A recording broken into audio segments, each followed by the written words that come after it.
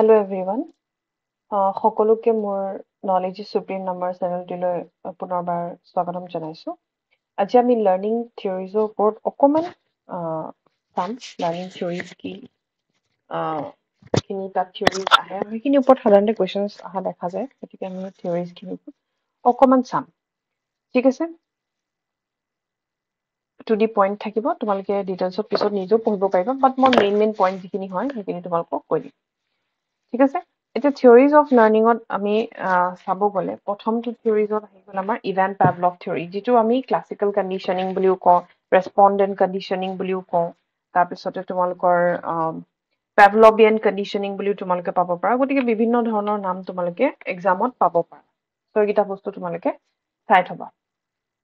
চ' কোনে এডভকেট কৰিছিলে বা কোনে সেইটো দিছিলে বুলি যদি আমি কওঁ, তেতিয়াহ'লে কাৰ নামটো আহিব? Ivan Pavlov. ঠিক আছে? ইভান পাভলভে এইটো থিয়ৰি দিছিলে। ঠিক আছে? এতিয়া আদাৰ নেমছটো আমি পালোৱে, কি পালো? কণ্ডিশ্যনিং থিয়ৰি বুলি কয়, পাভলভিয়ান কণ্ডিশ্যনিং, ৰেছপণ্ডেণ্ট কণ্ডিশ্যনিং বুলিও কোৱা হয়। সেইকেইটা আমি বস্তু পালো, হয় নাই? এতিয়া চোৱা, এই ইভান পাভলভজন এখন কি চাইকলজিষ্ট আছিলে? তেওঁ ৰাছিয়ান চাইকলজিষ্ট আছিলে। ঠিক আছে? ৰাছিয়ান চাইকলজিষ্ট আছিলে। আৰু তেওঁ এই যে ৱৰ্ডটো তোমালোকে ভাবিব পাৰা যে ৰেছপণ্ডেণ্টৰ কথা কিয় কৈছে? ৰেছপণ্ডেণ্টৰ কাৰণে এইটো কাৰণে কৈছে, তেওঁ কিছুমান বস্তু কিছুমান চিটুৱেশ্যনত আমাৰ দেখা যায় যে ষ্টিমুলাছটো আমাৰ কি হয়? অট'মেটিক আমি সেই ষ্টিমুলাছটোৰ প্ৰতি ৰেছপন্স কৰোঁ।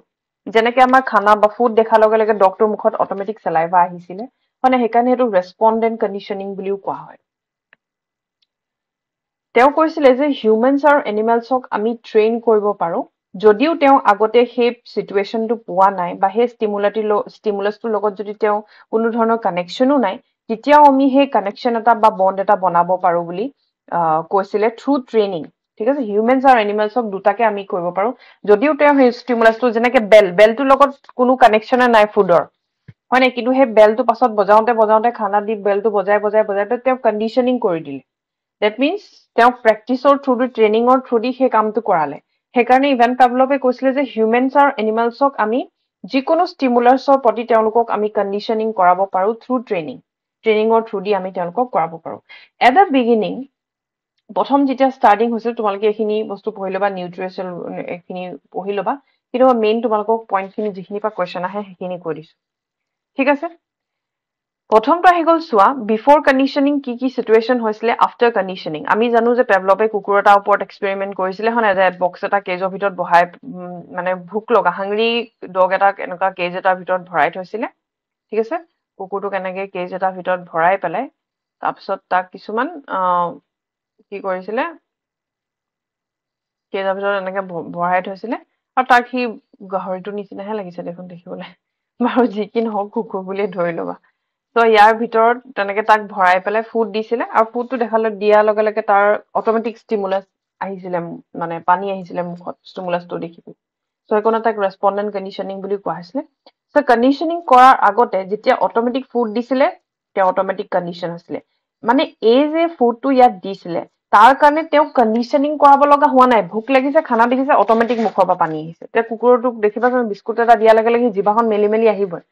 তাক কণ্ডিশ্যন কৰাব লগা হোৱা নাই। ফুডটোৰ কাৰণে আমাক কণ্ডিশ্যন কৰাব লাগে, সেইকাৰণে ফুডটোক এক আনকণ্ডিশ্যনেল ষ্টিমুলাছ হিচাপে কাম কৰিছে। আৰু সেইকাৰণে আমাৰ কণ্ডিশ্যন যিটো, সেইটো ৰেছপন্সটো আনকণ্ডিশ্যন। আমাক কণ্ডিশ্যন কৰাব লগা হোৱা নাই, জোৰ জবস্তি, সেইটো কাৰণে আমাক ট্ৰেইনিং দিব লগা হোৱা নাই, আমাৰ অট'মেটিক হৈছে। যিটো বস্তু অট'মেটিক হয়, যিটোৰ কাৰণে প্ৰেক্টিচ নালাগে, সেইটোক আমি আনকণ্ডিশ্যনেল ৰেছপন্স বা আনকণ্ডিশ্যনেল ষ্টিমুলাছ। তাৰপিছত বেলটো হ'ল নিউট্ৰেল ষ্টিমুলাছ আছিলে প্ৰথমতে। কণ্ডিশ্যনিং কৰাৰ আগত তাক বেলটো বজাই ফুড দিয়াৰ আগতে যিটো কণ্ডিশ্যন আছিলে, সেইটো নিউট্ৰেল ষ্টিমুলাছ বুলি আমি বেলটোক কৈছিলো। কিহৰ কাৰণে? কাৰণ বেলটো বজোৱাৰ লগে লগে কুকুৰটো কোনো ধৰণৰ ৰিয়েকশ্যনে নাছিলে, ন' ৰেছপন্স। সেইটো কাৰণে বেলটো এক্সপেৰিমেণ্টটোৰ আগত কি কাম কৰিছিলে? নিউট্ৰেল ষ্টিমুলাছ হিচাপে কাম কৰিছিল। আৰু কণ্ডিশ্যনিং কৰি থাকোতে মানে ফুড আৰু বেলটো যেতিয়া তেওঁ কণ্ডিশ্যনিং কৰি আছিলে, তেতিয়াও কিন্তু তেওঁ মানে এইটো আনকণ্ডিশ্যনেল ৰেছপন্সে দি আছিলে, কাৰণ তাত ফুডটো দেখি আছিলে। তেওঁ বেলটো বাজক নাযাওক তাৰ সেইটো কোনো মতলব নাই, কিন্তু এই ফুডটো দেখি তেওঁ আনকণ্ডিশ্যনেল ৰেছপন্স দি আছিলে। কিন্তু পাছলে কি হ'ল, বেল বজাওতেও তেওঁৰ মুখত চেলাইভা অহা ষ্টাৰ্ট হ'ল, মানে কুকুৰটোৰ মুখত। তাৰ মানে কি তাক কণ্ডিশ্যন কৰাই দিলে যিটো নিউট্ৰেল ষ্টিমুলাছ আছিলে যিটো তেওঁ আগতে এই ষ্টিমুলাছটো দেখি একো ৰেছপন্স দিয়া নাছিলে পিছলে সেই ষ্টিমুলাছটোত তেওঁ ৰেছপন্স দিবলৈ ল'লে তাৰ মানে কণ্ডিশ্যন কৰাই দিলে এই বেলটো সো কণ্ডিশ্যন ষ্টিমুলাছ হলে কণ্ডিশ্যন ৰেছপন্স হ'ব কিন্তু আগতে নিউট্ৰেল ষ্টিমুলাছ আছিলে কোনো ৰেছপন্সে নাছিলে বেলটো পিছত বেলটো কণ্ডিশ্যন কৰাই পেলাই তেওঁ কি কৰিলে ৰেছপন্সটো কণ্ডিশ্যন অহালে ঠিক আছে সো হেতু হৈ গল তোমাৰ পেভলোপিয়ান মানে থিওৰিটো আন্ডাৰত আহে ঠিক আছে তাৰপিছতে তোমাৰ হৈ গল এট দ্য বিগিনিং মানে তাৰ ষ্টাৰ্টিঙত হেতুটো আমি গম পালো এটো আছিলে তাৰপিছত তেওঁ চাৰিটা ইম্পৰ্টেন্ট প্ৰচেছৰ কথা কৈছিলে ঠিক আছে হেতু বস্তু এক্সামত কেতিয়াবা সোধে গতিকে হেতু চাই লবা এটা হল জেনাৰেলাইজেশ্যন তাৰপিছতো হল ডিসক্ৰিমিনেশ্যন তাৰপিছতো হল এক্সটিংকশ্যন আৰু এটা হল স্পন্টেনিয়াছ লাৰ্নিং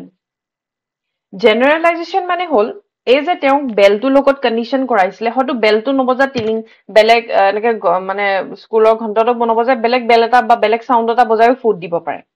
হেতুক জেনাৰেলাইজেশ্যন তেওঁ মানে সেই বেলটো মানে যিকোনো ধৰণৰ বেল বাজিলে বা যিকোনো ধৰণৰ শব্দ হলেই যে খানা দিব হেতু বস্তু তেওঁ জেনাৰেলাইজ কৰিব পাৰিছিলে হেতুক আমি জেনাৰেলাইজেশ্যন বুলি কওঁ এতিয়া ডিসক্ৰিমিনেশ্যন মানে কোনটো বেল বজালে কি হ'ব হেতু তেওঁ যাতে ডিসক্ৰিমিনেট কৰিব পাৰে যে ডাঙৰ বেলটো বাজিলে ফুট দিব সৰু বেলটো বাজিলে যে তাক গা ধুৱাবলৈ নিব বা বেলেগ এটা বেল বাজিলে যে হে মাষ্টাৰজন আহিব হে তেনেকুৱা ধৰণৰ বেলেগ ডিসক্ৰিমিনেট কৰা হৈছিলে এতিয়া যদি আমি স্কুল লেভেলত চাওঁ সৰু ল'ৰা ছোৱালীক চাবা প্ৰথম বেলটো মাৰিলে এটা বেল মাৰিলে গম পাই যে এইটো পেয়াৰৰ বেল হয় নেক্সট বা দুটা বেল মাৰিলে গবা এইটো টিফিনৰ বেল হয় গতিকে তেওঁ হে ডেইলি বজাওতে কণ্ডিশ্যন কৰোতে তেওঁ ডিসক্ৰিমিনেট কৰিব পৰা হল এই যে এটা বেল বাজিছে না এইটো পেয়াৰৰ বেল হয় দুটা বেল বাজিছে এইটো টিফিনৰ বেল হয় সো যেতিয়া ডিসক্ৰিমিনেট কৰিব পাৰে ঠিক আছে হেতুক আমি কি বুলি কওঁ ডিসক্ৰিমিনেশ্যন বুলি কওঁ এক্সটিংকশ্যন মানে হল যেতিয়া আজি বজাইছা ধৰা বহুত দিন মানে বেলটো বজোৱা নাই আৰু কোনো ধৰণৰ তেওঁ ফুডো দিয়া নাই তাৰ মানে কি হেতুৰ লগত তেওঁ কানেকশ্যনটো নাইকিয়া হৈ গুচি যাব এক্সটিংক্ট হৈ গুচি যাব তাৰপা হঠাতে তুমি বহুত দিন বজোৱা হঠাতে সেই টাইমটোতে একেটা টাইমত যিটো ফুড দিয়ে হেতুতে হঠাতে বজাই পেলাই আকৌ খানা লৈ আহিলা হেতু হল স্পন্টেনিয়াছ যি যে তোমাৰ এক্সটিংক্ট বা নাইকিয়া হৈ গুচি গৈছিলে হঠাতে আকৌ সেই লাৰ্নিংটো এক্টিভেট হৈ গল হেতু স্পন্টেনিয়াছ হয় সো জেনাৰেলাইজেশ্যন মানে যেতিয়া বেলেগ বেল বাজিলেও তুমি মানে ফুড দিব বা হেতুৰ লগতে একে বুলি ভাবা জেনাৰেলাইজেশ্যন কৰা ডিসক্ৰিমিনেট কৰা মানে কোনটো বেল কিহৰ কাৰণে হয় ডিসক্ৰিমিনেট কৰিব পৰা এক্সটিংকশ্যন মানে হল নাইকিয়া হৈ যোৱালে তাৰ লগত কোনো কানেকশ্যন নথকা স্পন্টেনিয়াছ মানে হল বহুত দিনৰ মূৰত যাতে হঠাতে আকৌ সেই বস্তুটো উৎপন্ন হৈছে হেতুক স্পন্টেনিয়াছ বুলি কয়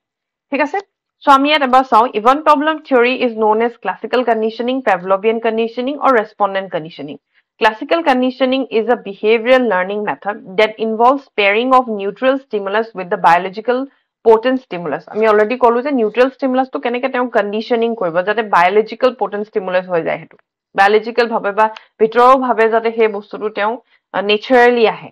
ঠিক আছে for example Pavlov would ring the bell whenever he fed the dog যেতিয়া তেওঁ কুকুৰটো খুৱাব বিচাৰিছিল তেতিয়া তাৰ আগত এটা বেল বজায় eventually causing the dog to associate bell with the food তাক মানে associate কৰাইছিলে বেলটোৰ লগত খানাটো ঠিক আছে Pavlov law is known as temporal contiguity states that learning occurs when the time between the unconditioned stimulus and the condition is short so learning তেতিয়াহে occur হয় যেতিয়া তাত মানে unconditioned আৰু conditioner ভিতৰত টাইমটো short হয় short period of time or ভিতৰত হেতু যেতিয়া আমি তেওঁলোকক কৰাব এইটো বস্তু ইমান বহুত বেছি ইম্পৰ্টেন্ট নহয় বাট তোমালোকক মই আগতে যিখিনি বস্তু ইয়াত কলো এইগিটা ওপৰতে কোৱেশ্চন আহে যে সুধিব পাৰে যে বেলটো কি হিচাপে কাম কৰে ফুডটো কি হিচাপে কাম কৰিছিলে কণ্ডিশ্যনিং আগত কণ্ডিশ্যনিং কৰাৰ পিছত ফুডটো কি হিচাপে বা বেলটো কি হিচাপে কাম কৰিলে সো তেনেকুৱা ওপৰতে কোৱেশ্চন আহিব ঠিক আছে সো UCS মানে হল আনকণ্ডিশ্যনেল ষ্টিমুলাছ UCR unconditioned response যিটো কাৰণে আমাক ট্ৰেইনিং দিব নালাগে আমাক ষ্টিমুলাছ বা জোৰ জবজ কৰিব নালাগে হেতু আমাক অটোমেটিক আহে মানে ৰেসপন্সটো আমি কণ্ডিশ্যন কৰাব নালাগা হয় কিন্তু কণ্ডিশ্যন ঠিক আছে কণ্ডিশ্যন ষ্টিমুলাছৰ কাৰণে কণ্ডিশ্যন ৰেসপন্স হয় যেতিয়া আমাক কণ্ডিশ্যন কৰাই দিয়া হয় তেতিয়া আমাৰ ৰেসপন্সটো কণ্ডিশ্যনেল হয় নিউট্ৰেল ষ্টিমুলাছৰ কাৰণে নো ৰেসপন্স ঠিক আছে নিউট্ৰেল ষ্টিমুলাছ যেতিয়া থাকে আমাৰ ৰেসপন্সটো নাথাকে সো এইটা বস্তু কিটা মনত ৰাখিবা ঠিক আছে বুজি পাইছা নেক্সট তো তোমাৰ আহি গল থৰ্নডাইক থিওৰি ঠিক আছে Edward Thorndike theory is of learning is also known as connectionism. আৰু আগতো তোমালোকক যেতিয়া মই MCQ series কৰাইছো তাতে তোমালোকৰ options গিটা দি দিছিল যে Thorndike theory কি নাম থাকিব পাৰে পেভলক গোটে সেইখিনি বস্তু তোমালোকে পঢ়ি চালে বা আকৌ মই ৰিপিট নকৰো ঠিক আছে Thorndike was an American psychologist American psychologist আছিলে তেওঁ connectionism কথা কৈছিলে connectionism was propounded by Edward Lee Thorndike connection কৰা বুজে bond এটা create কৰা বুজে কাৰ মাজত stimulus আৰু response ৰ মাজত According to him, learning is a result of natural connection between stimulus and response. Natural হিচাপে connection কৰা কিমান stimulus and response ৰ মাজত যিটো আমি trial and error যেনেকৈ কুকুৰটোৰ কেটটোৰ লগত কৰিছিলে মানে trial and error Thorndike সেইকাৰণে তেওঁ learning সদায় occur হয় আমি কিবা এটা বস্তু ভুল কৰি বা trial and error কৰি কৰি শিকো বুলি Thorndike কৈছিলে His notion of learning was arrival at after a favor experiment conducted on animals. কিছুমান তেওঁ জন্তু লৈছিলে এনিমেলস লৈছিলে যাৰ ওপৰত তেওঁ এক্সপেৰিমেন্ট কৰিছিলে আৰু কিছুমান এক্সপেৰিমেন্ট কৰাৰ পিছত তেওঁ সেই কনক্লুজনত আহিলে যে আমি learning to trial and error কৰি কৰিহে আমি কিবা এটা বস্তু ভুল কৰি কৰিহে শিকো ঠিক আছে সো হে কেটটোক আমি গম পাইছিলো যেনেকে ভিতৰত ভৰাই থৈছিলে হনে কেটটোক ভৰাই থৈ পেলাই বাহিৰত এনেকে খানা দি থৈছিলে তাৰপিছত তেওঁ ট্ৰায়াল কৰি প্ৰথমবাৰ ট্ৰাই কৰি নাই পৰা সেকেন্ড বাৰ ট্ৰাই সো ট্ৰাই কৰি লাষ্টত তেওঁ লিভাৰটো প্ৰেছ এনেকুৱা ধৰণৰ প্ৰেছ কৰিলে তাৰপিছত তেওঁ হেতু পা ওলাই আহিবলৈ সক্ষম হ'ল ঠিক আছে মানে হে লিডটোত প্ৰেছ কৰিলে লিডটো পটকে খুল খাই গল খুল খোৱাৰ লগে লগে তেওঁ বাহিৰত আহি পেলাই কি হৈছে ফিশটো খালে তাৰ মানে তেওঁ চেষ্টা কৰি হে কেছটো পা ওলাই আহিলে ঠিক আছে So, তেওঁ তিনটা ল কৈছিলে ল of readiness law of exercise law of effect যিকিটা প্ৰাইমেৰী ল আৰু কিছুমান সেকেন্ডাৰী ল কথাও কৈছিলে হে এক্সপেৰিমেন্টটো পাই এই তিনটা লস তেওঁ উলিয়াইছিলে ৰেডিনেছ এক্সাৰসাইজ এণ্ড ল মানে ইফেক্ট ঠিক আছে এটা ৰেডিনেছ মানে আনটিল আনলেছ তুমি কিবা এটা বস্তু যেতিয়ালৈকে আমি ৰেডি নহওঁ তেতিয়ালৈকে আমি শিকিব নোৱাৰো এক্সাৰসাইজ যেতিয়ালৈকে প্ৰেক্টিছ নকৰো লাৰ্নিংটো আমাৰ পাৰফেক্ট নহয় ইফেক্ট মানে হল যে তুমি সেই সিচুৱেশনটো পা যদি ভাল ৰেসপন্স পাইছা তুমি ৰেসপন্ড কৰিবা আৰু যদি ভাল ৰেসপন্স পোৱা নাই তেতিয়াহলে তুমি ৰেসপন্ড নকৰা বা নেক্সট টাইম হেতু কাম আমি আকৌ নকৰো ইয়াৰ থ্ৰু দি লাৰ্নিং কাৰ্ভৰ কথাও আহিছিলে তোমাকক মই লাৰ্নিং কাৰ্ভৰ কথা পিছত পঢ়াম এটো থৰ্নডাইকে দিছিলে লাৰ্নিং কাৰ্ভটো যে আমাৰ লাৰ্নিংটো এটা কিমান টাইমৰ ভিতৰত আমি কিবা এটা টাস্ক কৰিব পাৰো হেতু লাৰ্নিং কাৰ্ভৰ আন্ডাৰত আহে কনভেক্স কনকেভ এনেকুৱা লাৰ্নিং কিছুমান ডিফাৰেন্ট ধৰণৰ তোমাৰ লাৰ্নিং কাৰ্ভ আছিলে সো হেতু লগত ৰিলেটেড আমি অলপমান পিছতকে আমি সেইখিনি বস্তু পঢ়িম ঠিক আছে Thorndike performed trial and error theory which represents that learning is a result of association between stimulus and response learning to কিহৰ result হয় stimulus আৰু response লগত যে আমি যেটো connection আমি কিবা এটা বস্তু দেখিছো হেতু ওপৰত আমি কিমান কেনেকে ৰেসপন্ড কৰিছো ঠিক আছে কিমান বাৰ ৰেসপন্স কৰিছো হে stimulus টো achieve কৰিব কাৰণে বা পাবৰ কাৰণে হেতু trial and error through the Thorndike কৈছিলে mistakes teach individual Statement is based on trial and error Thorndike. তোমালোকক এক্সামত দি দিব পাৰে যে mistakes teach individual statement is based on trial and error. মানে কোনটো থিওৰি ওপৰত বেস কৰি এটো দিয়া হৈছিল তেতিয়া গম পাম আমি Thorndike দিছিলে এটো ঠিক আছে mistakes আমি ভুল কৰিহে কিবা এটা বস্তু শিকো Thorndike formulated this theory based on the experiment conducted on his cat in the puzzle box. So Thorndike এটা formulate কৰিছিলে theory কি কৈছিলে যে কেটটোক তেওঁ এটা puzzle boxৰ ভিতৰত ভৰাইছিলে The door of the box could be opened by pulling the string. So এটা string ভৰাই থৈছিলে যাৰ string ডাল টান মাৰি দিলে কি হ'ব বক্সটো খুল খাই যাব আৰু বাহিৰত এটা ফিশ ৰাখি থৈছিলে হয়নে সো যাতে তেওঁ হেতু টান মাৰি খুলি পেলাই তেওঁ ওলাই আহিব পাৰে প্ৰথমবাৰ নোৱাৰিলে দ্বিতীয়বাৰ নোৱাৰিলে লাষ্টত লিড ডালৰ সেই stringটো টান মাৰি মানে লিড নাছিলে তাত সৰি string আছিলে সো string ডাল টান মাৰি খুলি দিয়লত তেওঁ ওলাই আহিলে আহি পেলাই ফিশটো খালে ফিশটো তেওঁ ৰিৱাৰ্ড আছিলে সো ৰিৱাৰ্ডটো কি হয় এটা পজিটিভ পাইছিলে গতিকে হেতু আমি ল অফ ইফেক্ট বুলি ক'ব পাৰো আৰু তেওঁ যে বাৰে বাৰে চেষ্টা কৰিছিলে হেতু এক্সাৰসাইজ আৰু তেওঁ হে ফুডটো খাবলৈ মেন্টালি ভাবে ৰেডি আছে হেকানে হে কামটো কৰিছিলে that is law of readiness হেকিটা গুটেকিটা ইয়াৰ পৰা আহি গল The cat was trying to come out of the box squeezing jumping beating বেলেগ ধৰণৰ এক্টিভিটি কৰিছিলে হেতু পা ওলাই আহিব কাৰণে As the experiment was repeated several times the wrong movements decreases and the end the cat able to come out of the door in a single trial So তেওঁ several times try কৰিলে movement লাষ্টত তেওঁ ভুলবোৰ কমিকে আহি থাকিলে মানে যিমানে তেওঁ ট্ৰাই কৰি থাকিলে হিমানে তেওঁ ভুলবোৰ লাহে লাহে কমি ইয়াতে কৈছে যে wrong movements decrease at the end তো লাহে তেওঁ যিখিনি ভুল মুভমেন্টস কৰি আছিল কিন্তু লাহে ডিক্ৰিজ কৰি আহিবলৈ ললে লাষ্টত তেওঁ ডৰৰ জিডাল তোমাৰ স্ট্ৰিং আছিলে হেডাল খুলি দিলে খুলি পেলাই বাহিৰত আহি পেলাই ফিশটো খালে বা মাছটো খাব পাৰিলে ঠিক আছে সো হেতু Thorndike আছিলে নেক্সট তোমাৰ আহি গ'ল ইনচাইটফুল থিয়ৰী ইনচাইটফুল থিয়ৰীটো কোনে দিছিলে আমি গম পাওঁ তোমাৰ ইনচাইটফুল থিয়ৰীটো ৱিথেমাৰে দিছিলে হয় নাই ইনচাইটফুল থিয়ৰী বা ইনচাইটফুল লাৰ্ণিংটো ইজ এ হোল দেন আ পাৰ্টছ অফ ৱিথেমাৰে দিছিলে আমাৰটো ইনচাইটফুল লাৰ্ণিং আৰু পিছত উল্ফ গেং কোহলাৰে এই এক্সপেৰিমেণ্টটো কৰিছিলে চুলতানৰ ওপৰত ঠিক আছে the solution to a problems all of a sudden যিটো আমি কওঁ দিমাগী বাতি জ্বলি কিবা এটা চিটুৱেশ্যন দেখিলে তোমাৰ all of a sudden যিটো আমাৰ আইডিয়া ফ্লেছ কৰে মাইণ্ডত সেইটো আল্টিমেট হয় আৰু তেওঁ মানে কৈছিলে যে আমি কিবা এটা বস্তু বা চিটুৱেশ্যনত পাৰ্ট চোৱাতকে যেতিয়া হোল হিচাপে চাওঁ তেতিয়া আমাৰ সলিউশ্যনটো পটককে ওলাই বুলি তেওঁ কৈছিলে ঠিক আছে সলিউশ্যনছ ইউজিং ইনটিউশ্যনছ আৰু ইনটিউশ্যনছ মানে হ'ল আমি যেতিয়া নিজৰ লজিক বা মাইণ্ডটো লগাই বা ছাডেন যিটো আইডিয়াছ লগাই কাম এটা কৰিব পাৰো সেইটো আমাৰ বেছি কামত আহে বুলি কৈছে ঠিক আছে তেওঁ চিম্পাঞ্জী এটা ভৰাই থৈছিলে ডাঙৰ হেৰি এটাৰ ভিতৰত কেজ এটাৰ ভিতৰত তাত কিছুমান অলপ কল ওলমাই থৈছিলে আৰু সেই চিম্পাঞ্জীটোৰ নাম আছিলে চুলতান আমি জানোৱে চ' ওলমাই থৈছিলে কিছুমান ষ্টিক ভাঙা চিঙা পেলাই থৈ দিছিলে কিছুমান বক্স ঠিক আছে বক্স তেওঁ পেলাই থৈ দিছিলে তাৰপিছত চ' ষ্টিকবোৰ জইন কৰি তেওঁ বক্সকেইটা জইন কৰি ওপৰত উঠি পেলাই সেই কলৰ সেইটো নমাই আনিছিলে ষ্টিকডাল ঠিক আছে চ' সেইটো এটা এক্সপেৰিমেণ্ট আছিলে সেই এক্সপেৰিমেণ্টটোৰ ওপৰত বেছ কৰি তেওঁ ইনচাইটফুল লাৰ্ণিং দিছিলে যে পাৰচেপশ্যন আমি কেনেকে ভাবো চিন্তা কৰো সেইটোৰ ওপৰত গুৰুত্ব দিছিলে আৰু এজ এ হোল আমি কিবা এটা বস্তু যেনেকে ভাবো সেইটোৰ ওপৰতো গুৰুত্ব দিছিলে আৰু আমাৰ যিখিনি সলিউশ্যনছ অল অফ আ ছাডেন যিটো আহে ফ্লেছ অফ ইনচাইটটোৰ ওপৰত তেওঁ গুৰুত্ব দিছিলে ঠিক আছে নেক্সট আহি গ'ল তোমাৰ অপাৰেণ্ট কণ্ডিশ্যনিংটো আমি ইনষ্ট্ৰুমেণ্টেল কণ্ডিশ্যনিং বা স্কেনেৰিয়ান কণ্ডিশ্যনিং বুলিও কওঁ ঠিক আছে আৰু তেওঁ এজন কি আছিলে বিহেভিয়াৰিষ্ট আছিলে এইখিনি বিহেভিয়াৰৰ ওপৰত বেছ কৰিয়ে বনোৱা হৈছিলে আমি জানো চ' সেইখন বিহেভিয়াৰিজম তেওঁ বিহেভিয়াৰিষ্ট আছিলে তেওঁ কৈছে যে আমি ভলেণ্টাৰী ভাৱে যিখিনি আমাৰ বিহেভিয়াৰ আছে সেইখিনি আমি মন গ'লে ষ্ট্ৰেংথেনিঙো কৰিব পাৰো আৰু উইকেনিঙো কৰিব পাৰো মন গ'লে সেইখিনি বস্তু আমি কমাইও দিব পাৰো আমি সেইখিনি বঢ়াবও পাৰো সেইটোৰ ওপৰত আমাৰ নিজৰ ভলেণ্টাৰী যিখিনি আমি নিজে কৰা বিহেভিয়াৰ সেইখিনি আমি বঢ়াবও পাৰো কিছুমান বস্তু আমি কমাবও পাৰো ঠিক আছে তেওঁ বিভিন্ন ধৰণৰ হিউমেন বিহেভিয়াৰ্ছৰ বা তেওঁ কৈছে যে হিউমেন যিখিনি বিহেভিয়াৰ আছে সেইখিনি অপাৰেণ্ট আৰু নন ৰেছপণ্ডেণ্ট হয়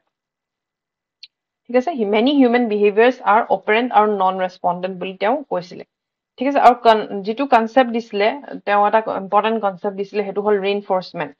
আৰু ৰিইনফৰ্চমেণ্টৰ ওপৰতে বেছ কৰি কুৱেশ্যন দিয়ে ৰিইনফৰ্চমেণ্টৰ কথা ওপৰত বেছ কৰিয়ে কুৱেশ্যন আহে তেওঁ মেজৰ কণ্ট্ৰিবিউশ্যন আছিলে স্কিনাৰৰ মেজৰ কণ্ট্ৰিবিউশ্যন আছিলে যে ৰিইনফৰ্চমেণ্ট বিহেভিয়াৰিজমত এই ৰিইনফৰ্চমেণ্টটো বহুত ইম্পৰ্টেণ্ট এটা ৰোল প্লে কৰে বুলি তেওঁ কৈছিলে তেওঁ টাইপ অফ ইনফৰ্চমেণ্ট দিছিলে পজিটিভ নেগেটিভ আৰু পানিচমেণ্ট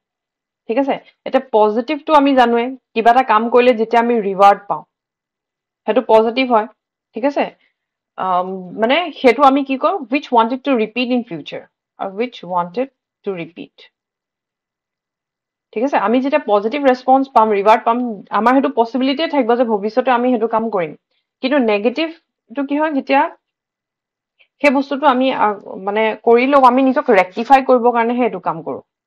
বহুতৰ কনফিউজন থাকে নিগেটিভ আৰু পানিচমেণ্টৰ মাজত পানিচমেণ্টটো হ'ল যেতিয়া আমি কিবা এটা বস্তু একেবাৰে নাইকিয়া কৰি দিব বিচাৰো অমিট কৰিব বিচাৰো তেতিয়া আমি পানিচমেণ্টৰ ইউজ কৰো কিন্তু নেগেটিভ মানে হ'ল যেনেকে চিট বেল্ট তুমি গাড়ীত গৈছা চিট বেল্টডাল মাৰা নাই তোমাক ইংগিত দি আছে সেইটো তোমাক ৱাৰ্ণিং দিছে বা ৰেক্টিফাই কৰিব গৈছে যে তুমি ভৱিষ্যতে যাতে সেই চিট বেল্টডাল মাৰি লোৱা সেইটো নিগেটিভ ৰিইনফৰ্চমেণ্ট সেই যে বাজাৰটো বাজিছে চাউণ্ডটো সেইটো নিগেটিভ ৰিইনফৰ্চমেণ্ট হয় কিন্তু সেইটো আমাৰ ভালৰ কাৰণে হয় সেই নিগেটিভ ৰিইনফৰ্চমেণ্টটো ঠিক আছে কিন্তু পানিচমেণ্টটো যিটো তুমি ফিজিকেলি বা মেণ্টেলি তোমাৰ এফেক্ট হ'ব বা ফিজিকেলি মেণ্টেলি ভাবে যেনেকে তোমাক যদি ক্লাছৰুমৰ বাহিৰত কাণত ধৰি ৰখাই থৈ দিয়ে সেইটো এটা ফিজিকেল পানিচমেণ্ট হয় মানে কাণত ধৰি ৰৈ আছা তোমাক তাত ফিজিকেলি মেণ্টেলি দুটা ইফেক্ট হৈছে সেইটোক আমি পানিচমেণ্ট বুলি ক'ব পাৰো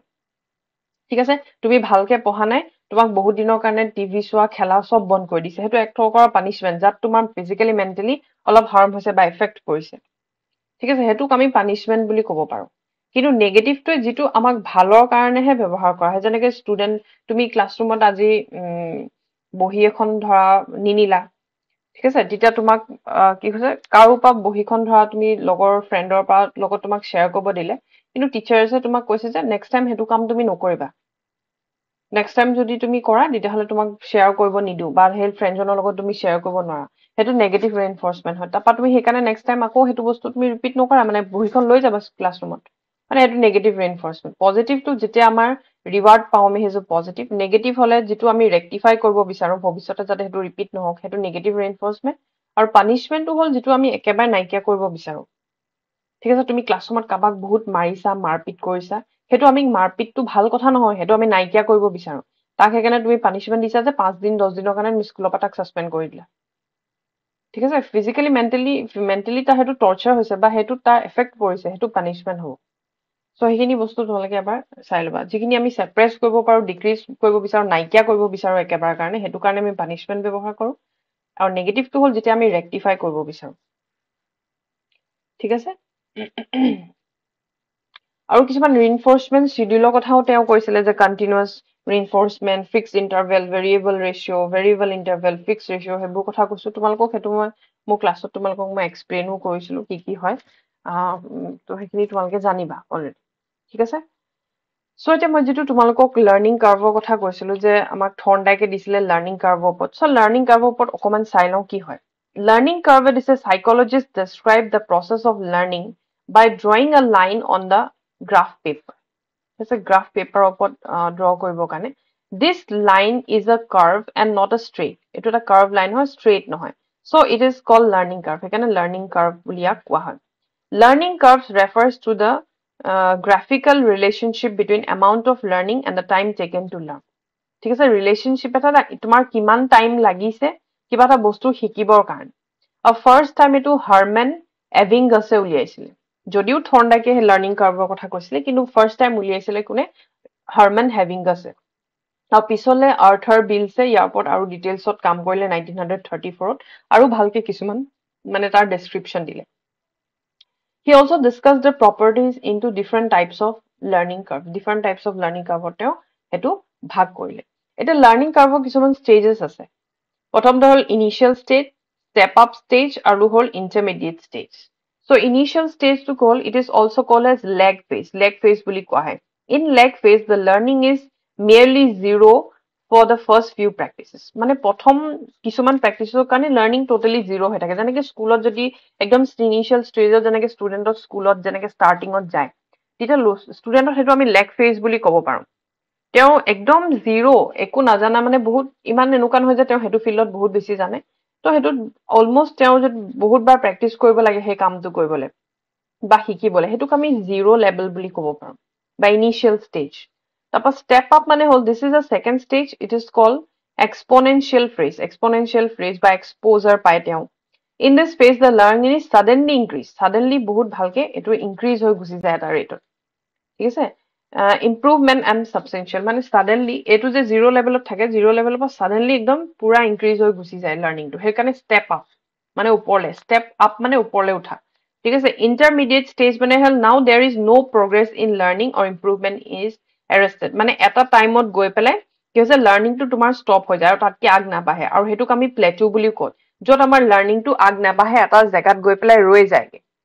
এৰেষ্টেড বুলি দিছে বা ইমপ্ৰুভমেন্ট কোন ধৰণৰ ইমপ্ৰুভমেন্ট নো ইমপ্ৰুভমেন্ট হেতুকে আমি ইন্টাৰমিডিয়েট ষ্টেজ বুলি কওঁ প্ৰথমটো হল ইনিশিয়েট যত লাৰ্নিংটো জিৰো হৈ থাকে বা ফিউ প্ৰেক্টিসেছ লাগে কৰিবৰ কাৰণে ষ্টেপ আপ মানে হল সাডেনলি তোমাৰ ইনক্ৰিজ হোৱা আৰু ইন্টাৰমিডিয়েট মানে হল যত তোমাৰ কি হৈ থাকে লাৰ্নিংটো আৰু প্ৰগ্ৰেছ নহয় বা আগুৱাই নাযায় ঠিক আছে এতিয়া আৰু ৰিজনস আমাৰ যে প্লেটো অফ লাৰ্নিং হয় বা লাৰ্নিংটো এটা জায়গাত গৈ যে ষ্টপ হৈ যায় তাৰ ৰিজনসটো কি হয় পুৱাৰ অৰ ফল্টি মেথড অফ টিচিং ঠিক আছে তোমাৰ যদি মেথডটো টিচাৰছে পঢ়োৱাটো ভুল হয় বা পুৱাৰ হয় লাৰ্নিংটো ইমান ভাল নহয় তেতিয়া আমাৰ ষ্টপ হৈ যাব ফিজিক্যাল আৰু মেন্টাল ফেটিক যদি থাকে তেতিয়াও লাৰ্নিংটো ভালকে নহব বোৰডম বহুত যদি বোৰ পঢ়াই আছে টিচাৰছে কি পঢ়াইছে বুজি পোৱা নাই বহুত ডিফিকাল্টি থাকে কমপ্লেক্সিটি থাকে লাৰ্নিং মেটেৰিয়েলছ বিলাক বহুত কমপ্লেক্স বুজিবই নোৱাৰো কি পঢ়াইছে তেতিয়াও আমাৰ প্লেটো অফ লাৰ্নিং হ'ব পাৰে প্লেটো অফ লাৰ্নিং মানে কি পাইছো যত লাৰ্নিংটো ষ্টপ হৈ যায় আৰু আগ নাবাঢ়ে ঠিক আছে lake of proper motivation teacher যে ষ্টুডেণ্টক পঢ়াইছে কিন্তু কোনো ধৰণৰ মটিভেশ্যন নাই ইন্টাৰেষ্ট নাই ষ্টুডেণ্টৰ ঠিক আছে পোৰ আনফেভাৰেবল কিছুমান এনভাইৰনমেন্ট হ'ব পাৰে যে ক্লাছৰুমত পঢ়াইছে কিন্তু ষ্টুডেণ্টক ঠেকমেককে বহিছে কোনো প্ৰপাৰ ভেন্টিলেশ্যন নাই প্ৰপাৰ সিটিং এৰেঞ্জমেন্ট নাই যেনে তেনে থেপাথেপিকে বহিছে তেতিয়াও লাৰ্নিংটো মানে ষ্টপ হৈ যাব তাৰ পঢ়িবলৈ ইমান ইচ্ছা তেওঁলোকৰ নাযাব description and inter attention of the student distraction হ'ব পাৰে ষ্টুডেণ্টৰ ডিষ্ট্ৰেক্ট হ'ব পাৰে সেই বস্তুলৈ বা ইনএটেনশন লাৰ্নিঙৰ যদি ইনএটেনশন পায় তেওঁলোকে স্যাটিসফ্যাকশন নাপায় যিখিনি পঢ়িছে সেইখিনি পাই একো বুজি পোৱা নাই স্যাটিসফ্যাকশন নাই তেতিয়াও লাৰ্নিংটো ষ্টপ হৈ যাব বা বা মডাৰেট এচিভমেণ্ট তেওঁলোকে ভালকে যদি এচিভো কৰিব পৰা নাই তেওঁলোকৰ ছেটিছফেকশ্যন নাই ডিষ্ট্ৰেকশ্যন আহিছে ইনএটেনশ্যন আহিছে সেইখিনিৰ পৰা আমাৰ কি হ'ব প্লেটো অফ লাৰ্ণিং হ'ব পাৰে ঠিক আছে এতিয়া ট্ৰেন্সফাৰ অফ লাৰ্ণিংটো তোমালোকক অলৰেডি মই আগৰ ক্লাছত বুজাই থৈছো MCQ কাৰণে গতিকে সেইটো মই তোমালোকক নুবুজাওঁ চ' আজি আমি এইখিনিয়ে ডিছকাশ্যন কৰিলো ঠিক আছে থিয়ৰিজ কেইটাৰ পৰা অকণ শ্বৰ্টকে তোমালোকক কৈ দিছো বহুত ডিটেইলছত যোৱা নাই কাৰণ মই অলৰেডি সেইখিনি বস্তু তোমালোকক আগতে ক্লাছত পঢ়াই থৈছো অকণমান শ্বৰ্টকে গৈছো কাৰণ যিহেতু টাইম নাই আমাৰ বহুত এটা থিয়ৰি বহুত ডিটেইলছত পঢ়াব গ'লে এটা ক্লাছ গুচি যাব চ' আমি ইমান টাইম নাই যাতে শ্বৰ্ট ৰিভিজন কৰিব কাৰণ তোমালোকে অলৰেডি এইখিনি পঢ়ি যায় মই জাষ্ট অকণমান নাৰিছ কৰি দিছো ঠিক আছে চ' এইখিনি বস্তু তোমালোকে অকণমান চাবা ঠিক আছে চ' ক্লাছটো আজি ইমানখিনিতে তোমালোকৰ এণ্ড কৰিছো